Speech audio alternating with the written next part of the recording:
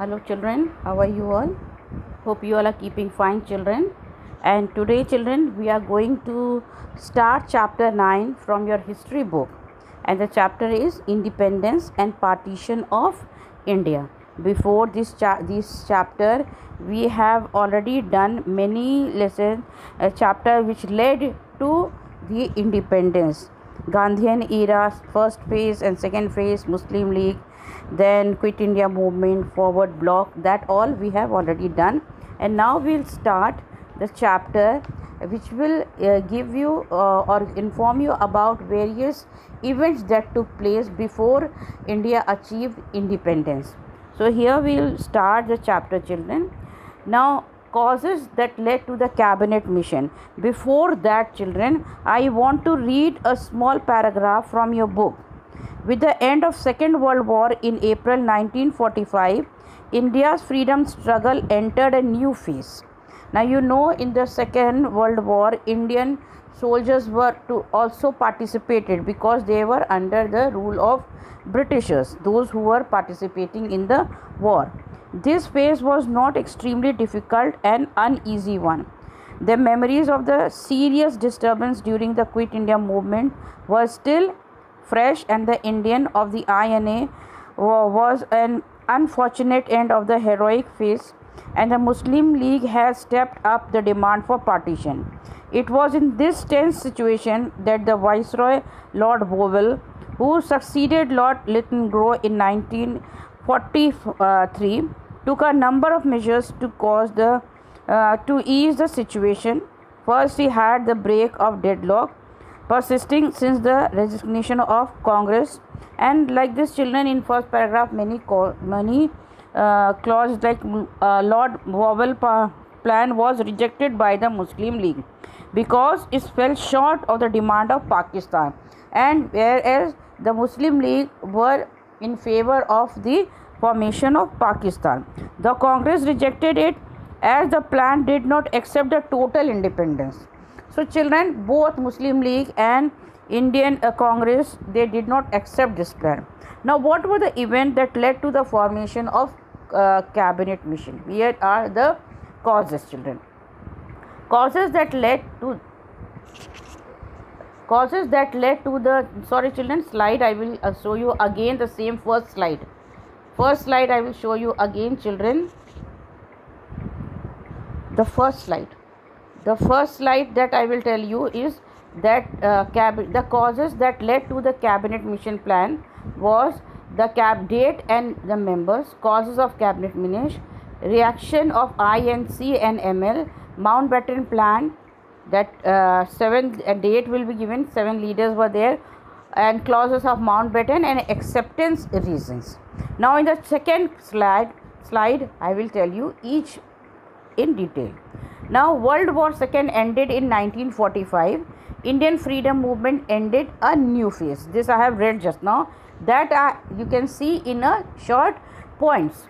Memories of the suppression during the Quit India movement and unfortunate end of INA was still fresh. People still had all that in their mind. Muslim League was no in mood of compromise and had demanded for Pakistan. Wovell proposed some changes and also released the leader arrested during the Quit India movement and proposed Wovell plan. But it was opposed by Congress also, as it didn't promise total independence, and the Muslim League, as it didn't promise Pakistan. As I told you first only, that they both rejected the plan of this cabinet mission. Now children, then the event that led to the cabinet plan, both rejected what were the plan of Wovell plan. So now event led to the formation of the cabinet mission. Now first one was changes in the Britain.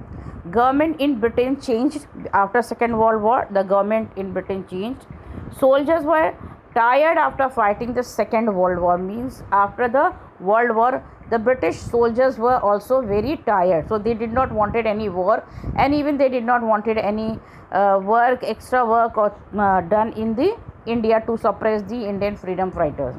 World War had made economic and military power of Britain weak. Naturally, lot of money financial economic problem arose in Britain. Both the power bloc, means USA and Soviet Union. Children, in later chapters when we will study about World War, then you will come to know about two major power blocs. That was USA and Soviet Union. They promoted independence of India. Now revolt in the administrative agencies also.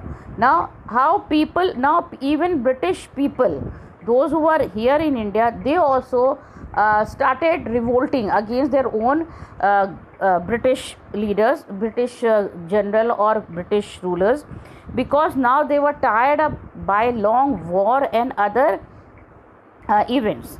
Now government could not depend on Indians for administration, as they had the feeling of nationalism entered in them. Now mostly Indian people were working in the in British administration.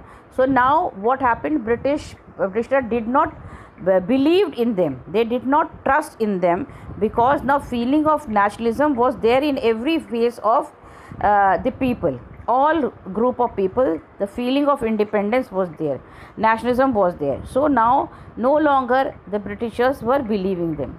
There was strike in the Navy and Royal Indian Force, even in not among the common people, but the strike was there in Navy and in Royal Indian Air Force. Now children, then mood of Indian people. Indian were in a confident and determined mood. Now they did not want anything else except of the freedom. They were in no mood to tolerate any humiliation of British.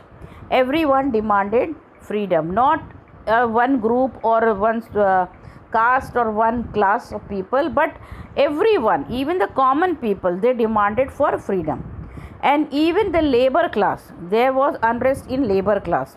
All India strike for postal and telegraph strike. Naturally, administration in this way, Britishers had developed the telegraph and postal service, because they had to be connected with their British people, from one official from one part of country and another to another part of country. But strike was there, so it was not possible for the Britishers to send the message to coordinate with one another. Even railway strike, paid less or no tax, and then struggle for the land and against high rent. And then children, other was that on February 19, 1946, Clement Attlee, the new British PM, declared that cabinet mission would be sent to India to facilitate the process of transfer of power. Cabinet mission arrived in India in March 1946. It consisted of 3 cabinet members. There were 3 members in this mission. They had come finally to transfer the power from British to Indian. Then Patrick Lawrence, Sir Stafford Cripps, A.V. Alexander. They were the 3 members of this cabinet mission, children.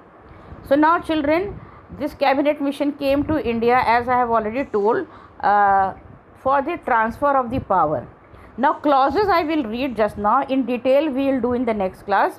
The cabinet mission, the clauses were there, which was federal union, power of the union, provincial autonomy, grouping of provinces, formation of constituent assembly, representative of minorities, formation of interim government, freedom of join the Commonwealth, and transfer of power. These were the 9 clauses in the cabinet mission. Now children, I have told you in point. Detail I will do in the next class. I hope children you have understood till this slide. You have understood, and to understand it better, please read the chapter till this clauses of cabinet mission. And children, we will do it for again in the next class. So children, I hope you are doing your studies, because there will be your exam date sheet you have already got, children. So study well. Have a good day.